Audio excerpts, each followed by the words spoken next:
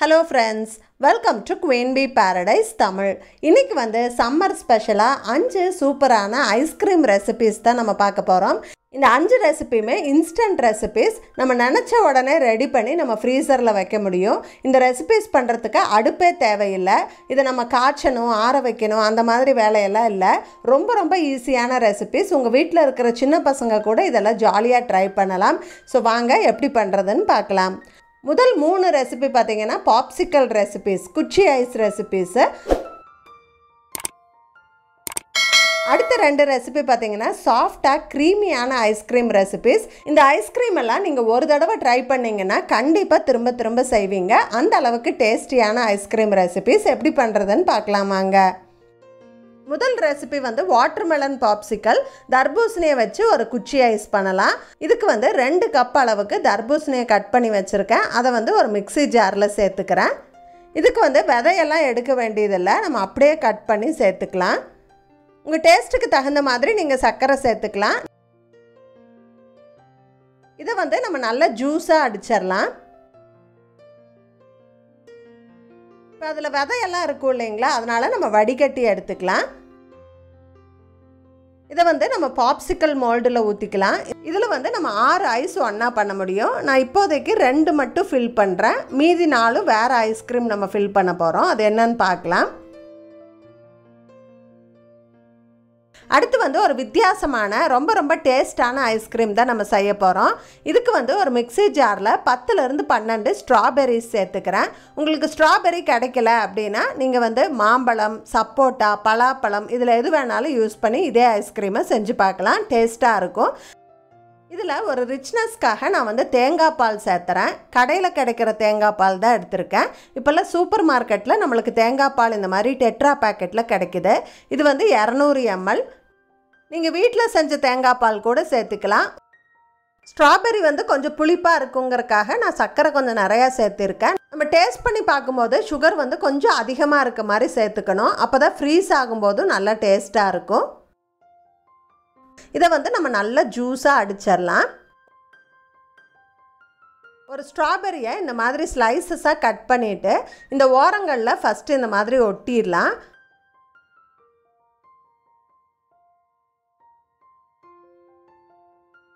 அதுக்கப்புறம் நம்ம இந்த மோல்டை ஃபில் பண்ணிடலாம்.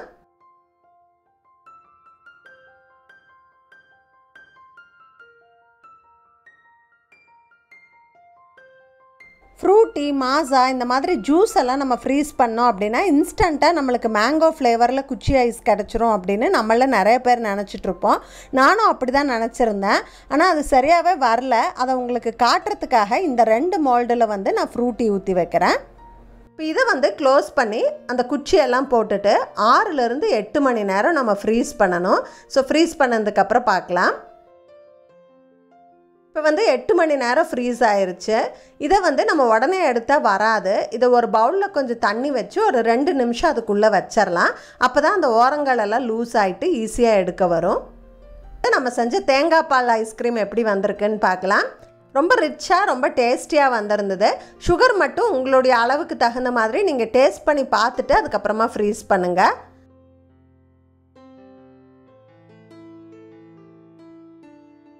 இப்போ 2 மோல்டில் வந்து ஃப்ரூட்டி ஊற்றி வச்சுருந்தோம் இல்லைங்களா, அது வந்து ஐஸ்கிரீம் ஃபார்ம் ஆகிருந்தது.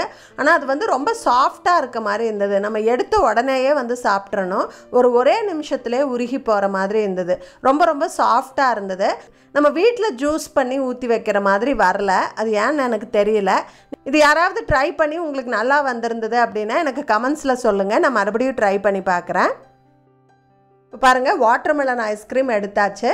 ரொம்ப நல்லா வந்திருந்தது. எங்கள் வீட்டு குட்டீஸ் வந்து ரொம்ப என்ஜாய் பண்ணி சாப்பிட்டாங்க.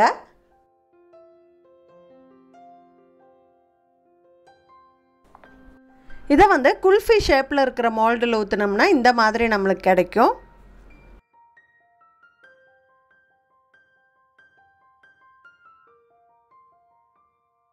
நம்ம அடுத்து வந்து ஸ்ட்ராபெரி ஐஸ்கிரீமும் ஓரியோ ஐஸ்கிரீமும் பண்ண போகிறோம். அதுக்கு வந்து ஓரியோ பிஸ்கட்டு நடுவில் ஸ்ட்ராபெரி க்ரீம் இருக்கிற மாதிரி பார்த்து வாங்கியிருக்கேன். இப்போ ஃபஸ்ட்டு ஸ்டெப்பாக வந்து இந்த பிஸ்கட்டையும் அந்த க்ரீமையும் வந்து நம்ம தனியாக பிரித்து எடுத்துக்கலாம். இப்போ அந்த க்ரீம்லேயும் கொஞ்சம் கொஞ்சம் பிஸ்கட் வந்து ஒட்டிகிட்டு இருக்கு. அதுவும் இல்லாமல் இந்த க்ரீம் வந்து ரொம்ப ட்ரையாக இருக்குது. இதை வந்து நம்ம சாஃப்ட் ஆக்கணும். அதுக்காக நம்ம என்ன பண்ணலாம் அப்படின்னா, ஒரே ஒரு டேபிள் ஸ்பூன் அளவுக்கு இதில் பால் சேர்த்துக்கிறேன். உங்கள்கிட்ட பால் இல்லை அப்படின்னா நீங்கள் வந்து தண்ணி கூட சேர்த்துக்கலாம். நம்ம லைட்டாக மிக்ஸ் பண்ணோம் அப்படின்னா அந்த பிஸ்கட் பவுடரெல்லாம் வந்து அந்த பாலில் கரைஞ்சி போயிடும். அதுக்கப்புறம் நம்ம அந்த பாலை தனியாக எடுத்துடலாம். அந்த பால் நம்மளுக்கு தேவையில்லை. இந்த க்ரீமும் வந்து கொஞ்சம் ஈரமாயிருச்சு. ரொம்ப ட்ரையாக இருந்தது, இப்போ ஈரமாக இருக்குது. இதை வந்து ஒரு விஸ்க் வச்சு நல்லா பீட் பண்ணோம் அப்படின்னா இந்த மாதிரி சாஃப்டான க்ரீமாக ஆயிரும். நம்ம இந்த மாதிரி நல்லா அடித்து எடுத்து வச்சுக்கலாம். இப்போ நம்ம அந்த தனியாக பிரித்து வச்சுருக்க பிஸ்கட் இருக்குது இல்லைங்களா, அந்த பிஸ்கட்டை வந்து கையில் இப்படி ரஃப்பாக உடச்சி போட்டுக்கலாம். அதுக்கப்புறம் இந்த மாதிரி இடிக்கிற கல் வச்சு நம்ம நல்லா இடித்து எடுத்துக்கலாம். இது வந்து ரொம்ப பவுடர் ஆகணும்னு அவசியம் இல்லை. மிக்சிலெல்லாம் போடக்கூடாது. இந்த மாதிரி ரஃப்பாக இடித்து எடுத்துக்கணும். அப்போ பார்த்திங்கன்னா பிஸ்கட்டும் கொஞ்சம் பீசஸாக இந்த மாதிரி இருக்கணும். ஃபுல்லாக பவுடர் ஆகக்கூடாது. மிக்சியில் போடாதீங்க. இந்த மாதிரி லைட்டாக இடித்து எடுத்துக்கிட்டால் போதும். இது வந்து நம்ம கடையில் வாங்குற மாதிரி நல்லா க்ரீமாக வரணும் அப்படிங்கிறதுக்காக நான் வந்து ஃப்ரெஷ் க்ரீம் எடுத்திருக்கேன். நீங்கள் வீட்டில் வந்து வெண்ணெய் செய்கிறதுக்கு பாலாடை சேர்த்து வைப்பீங்க அப்படின்னா அந்த பாலாடை உங்ககிட்ட இருந்தால் நீங்கள் அது கூட சேர்த்துக்கலாம். அதை வந்து நல்லா ஆற வச்சு இப்படி பீட் பண்ணால் அதுவும் வந்து நல்லா சாஃப்டான க்ரீம் ஆயிரும். ஸோ நான் 250 ml ஃப்ரெஷ் க்ரீம் சேர்த்துருக்கேன். இதில் வந்து ஸ்வீட்னஸ்க்காக 1/2 கப் அளவு கண்டென்ஸ்டு மில்க் சேர்த்துறேன். 125 ml. இது நம்ம ஃப்ரெஷ் க்ரீம் எவ்வளோ எடுத்துருக்கோமோ அதில் பாதி அளவு கண்டென்ஸ்டு மில்க் சேர்த்திக்கணும். கண்டென்ஸ்டு மில்க் வந்து நம்ம வீட்லேயும் செஞ்சுக்கலாம். கடையில் வாங்கினா 200 ml வந்து 55 ரூபா கிட்ட வருது. இதெல்லாம் சேர்த்துறதுக்கு நம்ம கடையிலேயே ஐஸ்கிரீம் வாங்கி சாப்பிட்டுட்டு போயிடலாமே அப்படின்னு நீங்கள் நினைப்பீங்க. கடையில் வாங்குகிற ஐஸ்கிரீம் பார்த்திங்கன்னா 1 வருஷம் கெட்டு போகாமல் இருக்கணும், அது ஐஸ் கட்டியாக ஆகாமல் இருக்கணும் அப்படிங்கிறதுக்காக அதில் எமல்சிஃபயர், ஸ்டெபிளைசர், அப்புறம் நிறைய கெமிக்கல்ஸ் எல்லாம் சேர்த்துறாங்க. அதை அடிக்கடி வாங்கி பசங்களுக்கு கொடுக்கறது நல்லதில்லை. நம்ம வீட்டிலே செய்யும்போது நம்ம திருப்தியாக வந்து சாப்பிடலாம். நிறைய குவான்டிட்டியும் நம்மளுக்கு கிடைக்கும். ஸோ ட்ரை பண்ணி பாருங்கள். இது ரெண்டையும் சேர்த்து ஒரு விஸ்க் வச்சு ஒரு 5 நிமிஷம் நம்ம கலந்து விட்டால் போதும். ரொம்ப அடித்து அப்படியே நுர பொங்கணுன்னெல்லாம் அவசியம் இல்லை. 5 நிமிஷம் நல்லா ஒன்றா வர மாதிரி கலந்துக்கோங்க. இப்போ இதை வந்து நம்ம 2ஆக பிரித்து 2 விதமான ஐஸ்கிரீமாக பண்ண போகிறோம். நம்ம ஏற்கனவே அடித்து வச்சுருக்க பிஸ்கட்டோட க்ரீம் இருக்குது இல்லைங்களா, அதில் வந்து நான் பாதி அளவு சேர்த்துக்கிறேன். சேர்த்து நல்லா ஒன்று சேர்ந்து வர மாதிரி விஸ்க் வச்சு கலந்து விடணும் நம்ம. இப்போ இது நேரில் பார்க்கும்போது லைட் பிங்காக தெரியுது, ஆனால் வீடியோவில் எந்த அளவுக்கு தெரியுதுன்னு தெரில. நான் வந்து வீடியோக்காக செய்கிறதால நான் ஒரே ஒரு ட்ராப்பு ஜெல் ஃபுட் கலர் வந்து சேர்த்துக்கிறேன். இது ஆப்ஷனல், உங்களுக்கு விருப்பம் இருந்தால் நீங்கள் சேர்த்துக்கலாம். ஸோ இந்த ஃபுட் கலர் வந்து ஒரே ஒரு ட்ராப் சேர்த்துருக்கேன். அதனால் நல்ல பிங்க் கலர் வந்திருக்கு. ஃப்ளேவர்லாம் அப்படியே ஸ்ட்ராபெரி ஐஸ்கிரீம் மாதிரியே வந்திருக்கு. இப்போ இதை நல்லா கலந்துட்டு நம்ம வந்து ஒரு ஏர் டைட்டான கண்டெய்னரில் இதை ஊற்றி வச்சிடலாம். இப்போ மீதி இருக்கிற ஃப்ரெஷ் க்ரீம் கலவையில் நம்ம வந்து பொடி பண்ணி வச்சுருக்க பிஸ்கட்டை சேர்த்திக்கலாம். முதல்ல நீங்கள் சேர்த்தும் போது நிறைய சேர்த்திட்ட மாதிரி தோணும். ஆனால் அந்த பொடியாக இருக்கிற பிஸ்கட்டெல்லாம் கரைஞ்சிரும். நம்மளுக்கு அந்த சங்க்ஸ் மட்டும் இருக்கும். நல்லா கலந்து விட்டுறலாம். இது வந்து சூப்பர் டேஸ்ட்டாக இருக்கும் இந்த ஐஸ்கிரீமு. நீங்கள் ஒரு தடவை பண்ணிங்கன்னா கண்டிப்பாக மறுபடியும் பண்ணுவீங்க. இதையும் ஒரு ஏர்டைட் கண்டெய்னரில் ட்ரான்ஸ்ஃபர் பண்ணி நல்லா லாக் பண்ணிக்கலாம். இப்போ இந்த ரெண்டையும் நம்ம வந்து 10லிருந்து 12 மணி நேரம் ஃப்ரீசரில் வைக்கணும். ஃப்ரீஸ் ஆனதுக்கப்புறம் பார்க்கலாம். இப்போ 2 ஐஸ்கிரீமும் நல்லா ஃப்ரீஸ் ஆயிருச்சு. இப்போ இது ஓப்பன் பண்ணி சர்வ் பண்ணலாம். அதுக்கு முன்னாடி ஒரு பவுலில் கொஞ்சம் சுடு தண்ணி எடுத்துகிட்டு ஒரு கரண்டி அதில் போட்டு வைக்கிறேன். அப்போ நம்மளுக்கு ஐஸ்கிரீம் எடுக்கிறதுக்கு ஈஸியாக வரும். ஸ்ட்ராபெரி ஐஸ்கிரீம் நல்லா திக்காக செட் ஆகிருக்கு. கொஞ்சம் கூட ஐஸ் கட்டியே இல்லை. நல்லா சாஃப்டாக க்ரீமியாக இருக்குது. பாருங்கள் எவ்வளோ க்ரீமியாக இருக்குது. கடையில் வாங்குகிற அதே கன்சிஸ்டன்சியில் இருக்குது.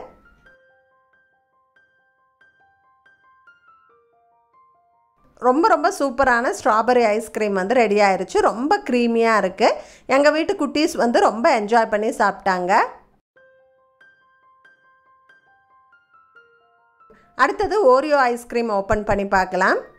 நல்லா சாஃப்டாக க்ரீமியாக கடையில் வாங்குகிற மாதிரி சாக்லேட் ஐஸ்கிரீமு, நடுவில் குட்டி குட்டி ஓரியோ பீசஸோட ரொம்ப டேஸ்ட்டாக இருந்தது இந்த ஐஸ்கிரீம். எங்கள் குட்டீஸ்க்கு ரொம்ப பிடிச்சிருந்தது. எனக்கும் ரொம்ப பிடிச்சிருந்தது. கண்டிப்பாக உங்கள் வீட்டில் ட்ரை பண்ணி பாருங்கள். உங்கள் வீட்டு குட்டீஸும் என்ஜாய் பண்ணி சாப்பிடுவாங்க. உங்களுக்கு வந்து ஃப்ரெஷ் க்ரீம் கண்டென்ஸ்டு மில்கெல்லாம் யூஸ் பண்ண வேண்டாம், அதெல்லாம் காஸ்ட்லியாக இருக்குது அப்படின்னு தோணுச்சுன்னா நான் வந்து வீட்டில் இருக்கிற பொருட்களை வச்சு எப்படி சுலபமாக ஐஸ்கிரீம் பண்ணுறதுன்னு ஏற்கனவே 2-3 ஐஸ்கிரீம் ரெசிபிஸ் நான் போஸ்ட் பண்ணியிருக்கேன். கோதுமை மாவு, பனானா அந்த மாதிரி ஈஸியாக கிடைக்கிற ஐட்டங்களை வச்சு எப்படி பண்ணுறதுன்னு போஸ்ட் பண்ணியிருக்கேன். அந்த வீடியோவோட லிங்க் எல்லாம் டிஸ்கிரிப்ஷன் பாக்ஸில் கொடுத்துருக்கேன், தேவைப்பட்ட ரெஃபர் பண்ணிக்கோங்க. ட்ரை பண்ணிவிட்டு எப்படி இருந்ததுன்னு கமெண்ட்ஸில் ஷேர் பண்ணுங்கள். எனக்கு ஒரு ஃபோட்டோ அனுப்ப மறக்காதீங்க. ஸ்க்ரீனில் என்னோடய மெயில் ஐடி வருது, ஃபோட்டோ அனுப்புங்க. இன்றைக்கி வீடியோவில் ஷேர் பண்ண ஐஸ்கிரீம் ரெசிபிஸ் எல்லாம் உங்களுக்கு ரொம்ப பிடிச்சிருந்துருக்குன்னு நினைக்கிறேன். கண்டிப்பாக உங்கள் வீட்டில் ட்ரை பண்ணுவீங்கன்னு நம்புகிறேன். ஸோ இந்த வீடியோ பிடிச்சிருந்தா எனக்கு ஒரு லைக் கொடுக்க மறக்காதீங்க. ஃப்ரெண்ட்ஸ் அண்ட் ஃபேமிலி கூட ஷேர் பண்ணிக்கோங்க. மறக்காமல் நம்ம குயின் பி பேரடைஸ் தமிழ் சேனலை சப்ஸ்கிரைப் பண்ணிடுங்க. தேங்க்ஸ் ஃபார் வாட்சிங். Bye bye.